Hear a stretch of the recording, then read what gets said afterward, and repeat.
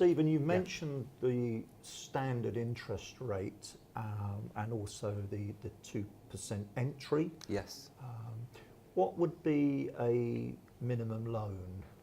The minimum loan we'll do is 150,000. Right.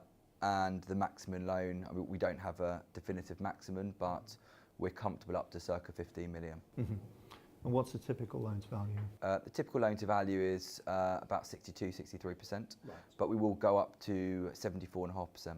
Okay, so but it's very much depending on the assets. Yeah, on the asset and on the borrower's needs. Mm-hmm. And for people that are considering short-term bridging for the first time, what type of experience do you look for from them in terms of as a landlord or as a small-scale developer, first-time conversion, whatever it might be, or is it just purely on the project, on the asset and the viability?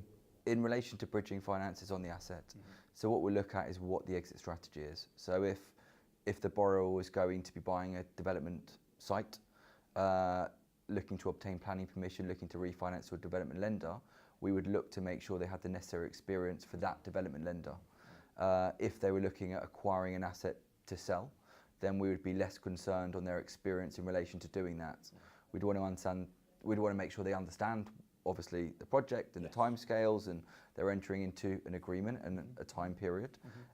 We'd want to make sure it's realistic and imminent within that set time.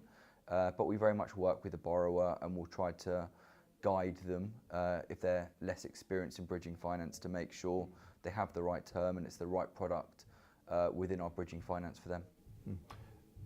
You mentioned timescales, as we all know, that sometimes in property things don't always go according to plan, and sometimes trades make commitments and can't follow through for whatever reason. So what maybe someone enters into an agreement with an expectation that they're going to be out within 6 months and it might take an extra 3 months. What is your approach then? We very much work with them. So there's no hard and fast rule with these things, and we'll look at the situation. But we value our borrowers. You know, they're the lifeblood of our business, and we very much want to work with them whenever and however we can. It's difficult to say definitively this is what would happen, but we value our borrowers and we want to work with people to successful conclusions. Thank you.